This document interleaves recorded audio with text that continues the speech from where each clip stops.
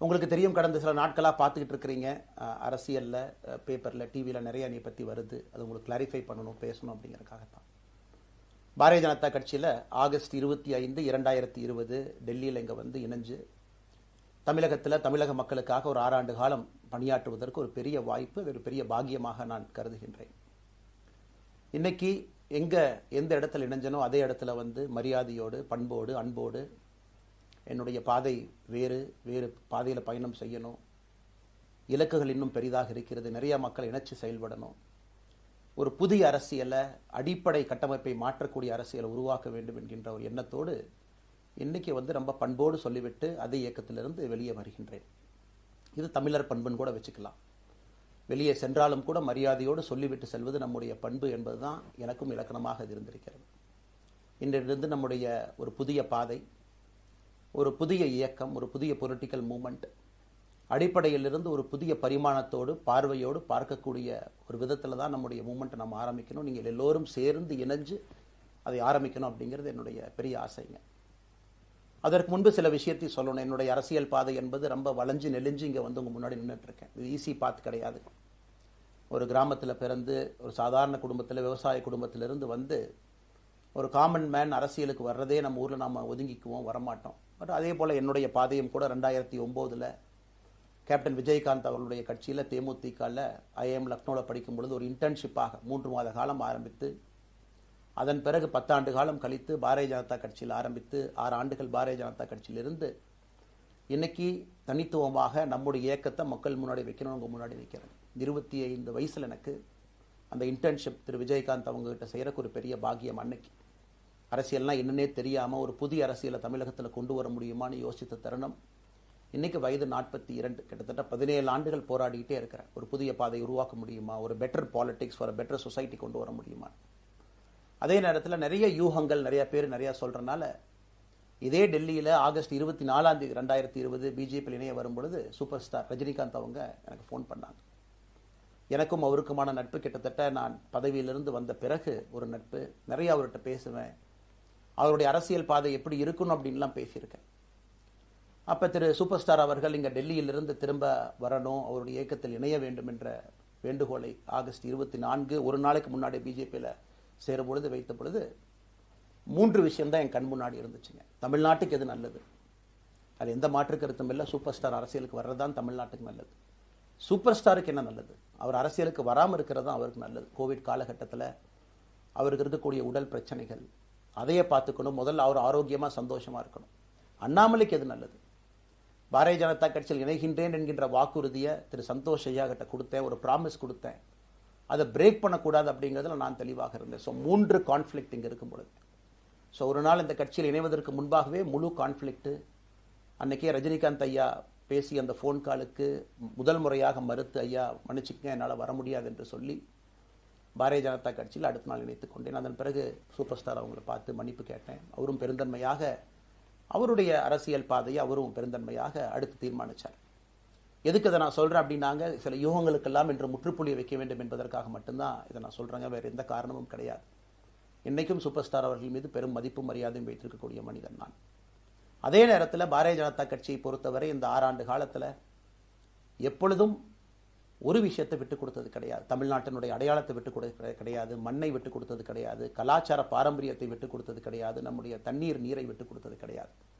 நிறைய பேர் எங்கிட்ட கேட்பாங்க, குறிப்பாக இந்த பகுதி இந்தியாவில் வரும்பொழுது, அண்ணாமலை நீங்கள் தமிழனா இந்தியனா அப்படின்னு கேட்பாங்க.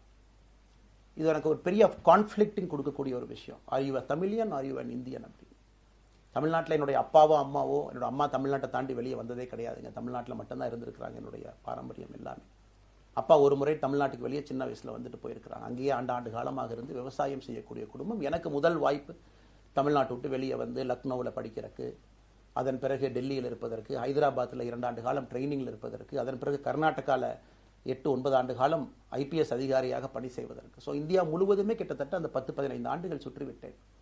அதனால் நான் எப்போதுமே சொல்வேன், நான் ஒரு பெருமை மிகுந்த இந்தியன், ஒரு பாரம்பரிய தமிழன் என்கின்ற அடையாளத்தோடு எல்லாத்துக்கிட்டையுமே சொல்லுவேன். அது இந்த கான்ஃப்ளிக்ட் சில பேருக்கு ஒரு எட்டர்னல் கான்ஃப்ளிக்ட் ஆச்சு. இன்னைக்கு தமிழ்நாட்டினுடைய அரசியலும் கூட ஒரு பெருமை மிகுந்த தமிழனாக இருக்கணும் அப்படின்னா நான் ஒரு இந்தியன் என்று சொல்ல வேண்டிய அவசியம் இல்லை அப்படின்னு நிறைய கட்சிகள் அங்கே இருக்கிறாங்க.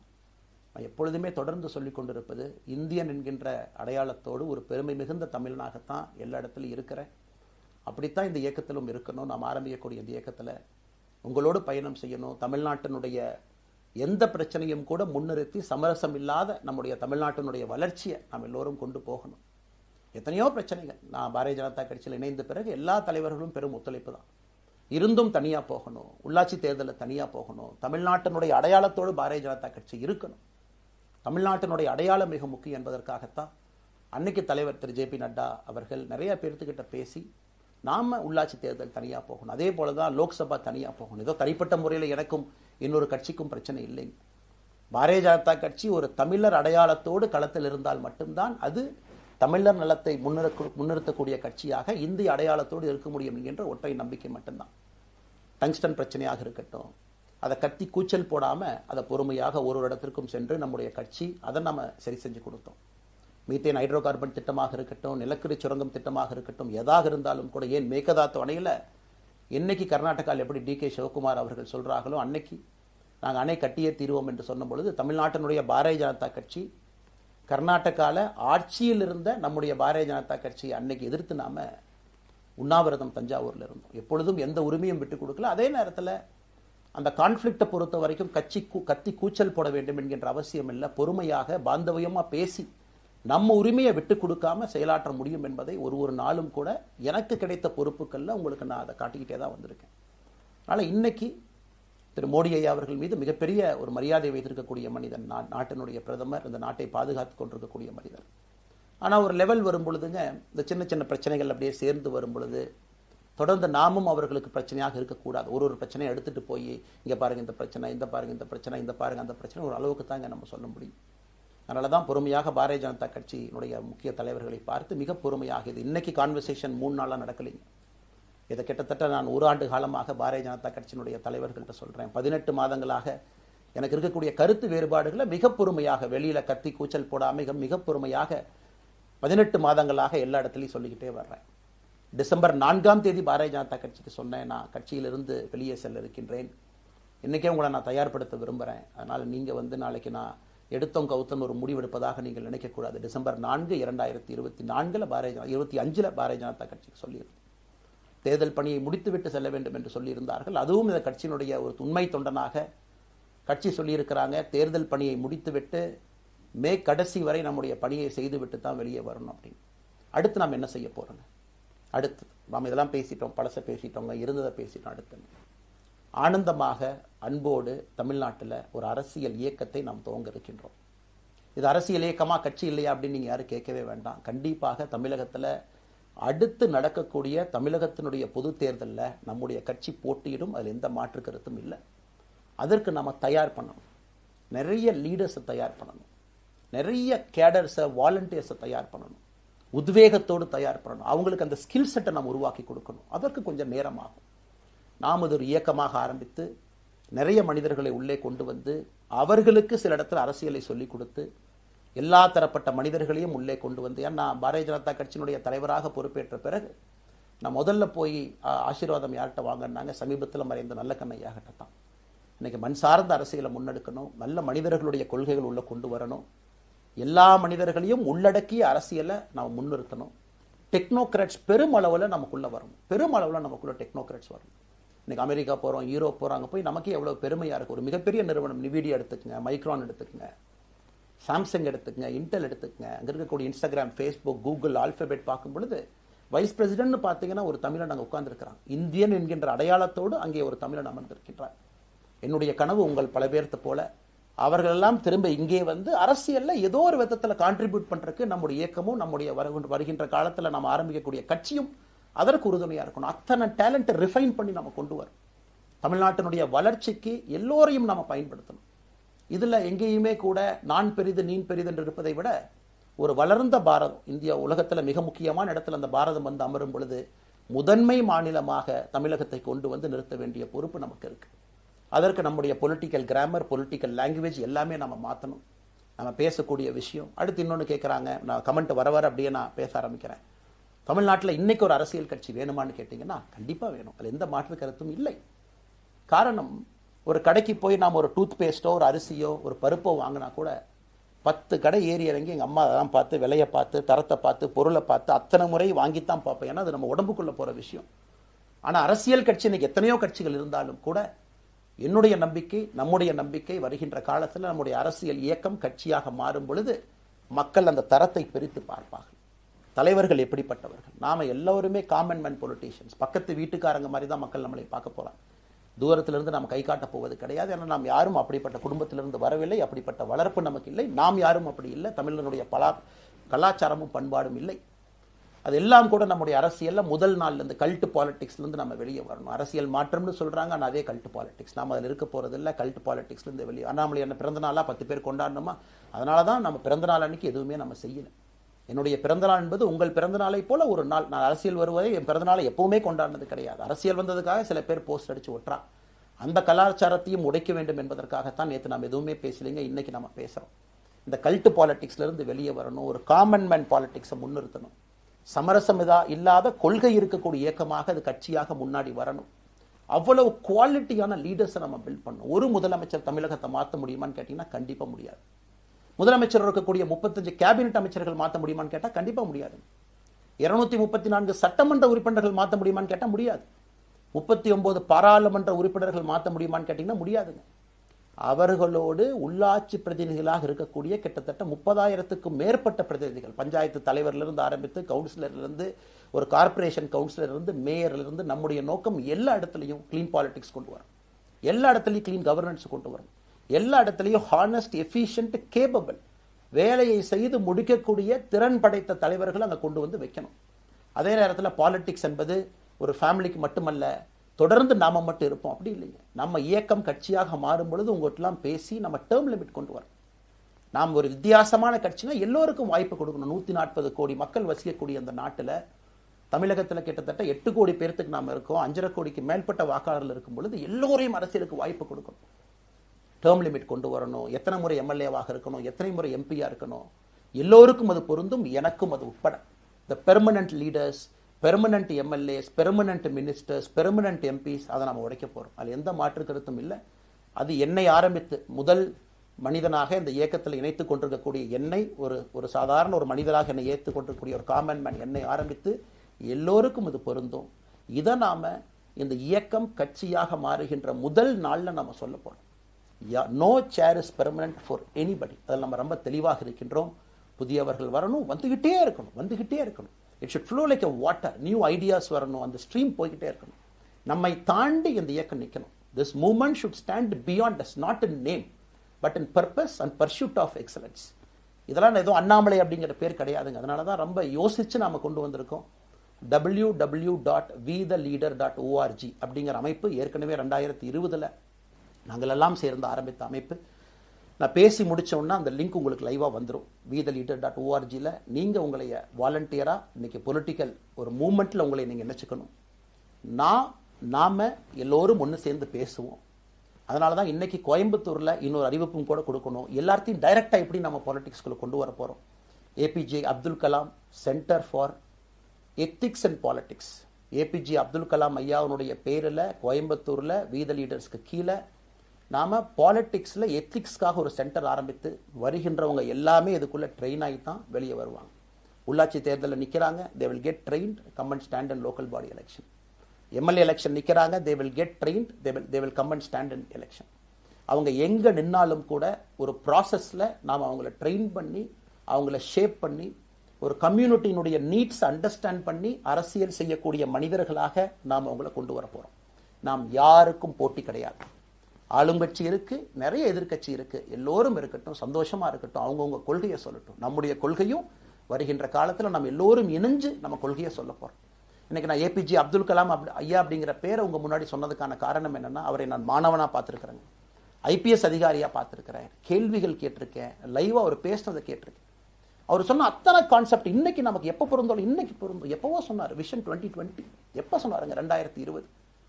நம்ம 2020 2000 சொன்னார். நாம அந்த கோல் போஸ்ட் அப்படியே மாத்திட்டோம். அது மட்டும் இல்லை, அன்னைக்கு சொன்னாரு கிராமப்புறத்திலிருந்து நகரத்துக்கு யாரும் போகக்கூடாதுன்னா புறா providing urban amenities and rural areas, கிராமப்புறத்தில் அவ்வளவு ஃபெசிலிட்டியை கொண்டு வரணும். அது எல்லாம் கூட இன்னைக்கு யாருக்கு பொருந்ததோ இல்லையோ நம்முடைய சமுதாயத்துக்கு பொருந்தும். அவ்வளோ விஷயங்கள் சொல்லியிருக்கக்கூடிய ஏபிஜே அப்துல் கலாம் ஐயா நமக்கு மிக முக்கியமானவர். அவருடைய கருத்தியல் நமக்கு மிக மிக முக்கியமானது. ஒரு தேசிய மனிதராக, பெருமை மிகுந்த தமிழனாக வாழ்ந்து மறைந்திருக்கக்கூடிய ஒரு அற்புதமான மனிதர். நிறைய நம்முடைய தலைவர்கள் இருக்காங்க. அத்தனை கொள்கைகளும் வேண்டும். ஒரு ஐடியாலஜி பார்த்தீங்கன்னா ரைசஸ் அண்ட் ஃபால்ஸ். எந்த ஐடியாலஜியும் பெர்மனன்ட் நான் பிடிச்சிருப்பேன். கம்யூனிசம் 100 ஆண்டுகளுக்கு முன்பு எப்படி இருந்த ideology, for right movements, for left movement, centrist movement, liberal movement, ஒரு அரசியல் சரித்திரத்தை பார்க்கும் பொழுது அந்த ஐடியாலஜி தன்னைத்தானே மாற்றிக்கொள்ளவில்லை என்றால், அடுத்த தலைமுறைக்கு தேவையான வசதியை செய்து கொடுக்கவில்லை என்றால், அது எந்த ஐடியாலஜியாக இருந்தாலும் அது அழியும் என்பதுதான் காலத்தினுடைய கட்டாயம். நம்ம பார்த்துக்கிட்டு இருக்கோம். நாம் அதை தாண்டி நிற்கணும். நம்ம மூமெண்ட் அதையெல்லாம் தாண்டி மக்கள்கிட்ட நிற்கணும். இத்தனை பேர்த்த நம்ம எடுத்துகிட்டு போகணும். பெரிய ரிஸ்க் தாங்க, இது சாதாரண வேலை இல்லை. நம்ம எல்லோருமே மிடில் கிளாஸ் தான், காமன் பீப்புள் தான். நமக்கு ஒரு பெடிகிரி கிடையாது, பிஸ்னஸ் நம்ம அதில் பெருசாக அதுலேருந்து வரல, நமக்கு ஒரு ஸ்டார் வேல்யூ கிடையாது, ஒரு பெரிய பாரம்பரியமான அரசியல் கட்சி ஆரம்பித்து நம்ம கையில் யாரும் தூக்கி கொடுக்கல. நாம் எல்லோரும் கஷ்டப்பட்டு ஒரு படியாக தான் அந்த மூமெண்ட்டை கொண்டு போகணும். அதனால் என்னோடு வர நினைக்கக்கூடிய எல்லோருக்கும் என்னுடைய அன்பு வேண்டுகோள், கொஞ்சம் பொறுமை, கொஞ்சம் நிதானம். ஏன்னா ஒரு செங்கல் எடுத்து வைக்கும் பொழுது அது ஐடியலிசத்தோடு வைக்கிறோம், நேர்மையோடு வைக்கிறோம். தமிழகத்திற்கு ஒரு மாற்றத்தை கொடுக்க வேண்டும் என்கின்ற நோக்கத்தில் அந்த செங்கலை வைக்கும் பொழுது அந்த செங்கலுக்கு கியூரிங் ஆகிறதுக்கு ஒரு டைம் வேணும். அந்த செங்கல் பிடிமானத்தோடு நிற்கணும். அதன் பிறகுதான் அந்த பில்டிங் நிற்கும். இல்லாட்ட அடிக்கக்கூடிய புயல் காட்டுக்கு சாயக்கூடிய பில்டிங்கை நம்ம கட்ட போகிறது இல்லைங்க. அதனால் எல்லோருக்கும் நிறைய பேர் மெசேஜ் போடுறீங்க, மாற்றுக் கட்சியில் இருக்க உடனே கிளம்பி வரட்டுமான். எல்லோரும் சந்தோஷம். wetheLeader.org எல்லோரும் இணைஞ்சு இயக்கமாக அது விரைவில் சரியான நேரத்தில் நாம் அந்த மசில், ஜிம்முக்கு போனால் கூட நேரடியாக 50 கிலோ தூக்க முடியாதுங்க, 10 கிலோலேருந்து 50 கிலோவுக்கு போகும். நாம் அந்த மசிலை பில்டு பண்ணி அந்த மெட்டில் ஃபைபரை நம்முடைய தோழர்களுக்கு நம்ம பில்டு பண்ண உடனே அது பொலிட்டிக்கல் பார்ட்டியாக அது மாறும். அதுவரை பொறுமை பொறுமை பொறுமை. அவசரமாக ஒரு வெயிட்டை தூக்கி முதுகு பிடிச்சி கால் பிடிக்கிறத விட சரியாக ஒரு திசையிலும் அதை கொண்டு போய் இதை பக்காவான முறையில் நம்ம அதை செய்வோம். ஆனால் இன்றிலிருந்து நம்முடைய wetheLeaders.org அதில் மூமெண்ட் நம்ம ஆரம்பிக்கிறோம். கோயம்புத்தூரில் ஏபிஜே அப்துல் கலாம் ஐயாவோட பேரில் centre for ethics and politics அதை உருவாக்குறோம். உள்ளாட்சி தேர்தலுக்கு நிறைய மனிதர்களை இங்கிருந்து நம்ம அனுப்புகிறோம். அவங்க உள்ளாட்சி பிரதிநிதிகளாக வர்றாங்க. குட் பாலிட்டிக்ஸை நம்ம சொல்லிக்கிட்டே வர்றோம். அதனால தான் நான் அடிக்கடி சொல்லுவாங்க, நாம மாறுவோம், மாற்றம் தானாக நடக்கும். ஸோ அதனால தான் நம்முடைய இந்த மூமெண்ட்டினுடைய கொள்கையே மாறுவோம், மாற்றுவோம். Let us also change to bring change. இந்த ரெண்டையும் செய்வோம். யாரும் மீதும் வன்மம் கிடையாது. அதே நேரத்தில் நம்முடைய சமூக வலைதளத்தில் இருக்கக்கூடியவங்க நான் வாரியர்ஸ்னு சொல்லிங்க, you are the change agents. என்னை பொறுத்தவரை ஒரு மாற்றத்தை கொடுக்கக்கூடியவங்க நீங்கள். சண்டை களத்தில் சண்டை போடுறது நம்ம வேலை இல்லைங்க, மாற்றத்தை கொடுக்கக்கூடியது நம்முடைய வேலை. கடந்து வந்த பாதையை திரும்பி பார்க்கும் பொழுது கொஞ்சம் சந்தோஷத்தோடு, அதே நேரத்தில் யாரெல்லாம் கைப்பிடிச்சு இவ்வளோ தூரம் கூட்டிகிட்டு வந்தாங்களோ அவர்களுக்கு நன்றி உணர்வோடு, நம்ம முன்னாடி செல்லக்கூடிய பாதை இதுவரை வந்த பாதையிலிருந்து கொஞ்சம் மாறுபட்டு இருந்தாலும் நம்முடைய அனுபவத்தை வைத்து அதற்காக யாரையும் திட்டி தீர்க்கணும்னு அவசியம் இல்லை. சமூக வலைதளத்தில் நாம் ரொம்ப ரெஸ்பான்சிபிளாக இருப்போம். தமிழ்நாட்டில் நிகழக்கூடிய பிரச்சனை என்ன கமெண்ட் வேணாலும் யார் வேணாலும் போடலாம், பேசலாம். மைக்கே முன்னாடி இருக்குது, நான் பேசிட்டு போயிடுவேன்னு நினைக்கிறீங்க.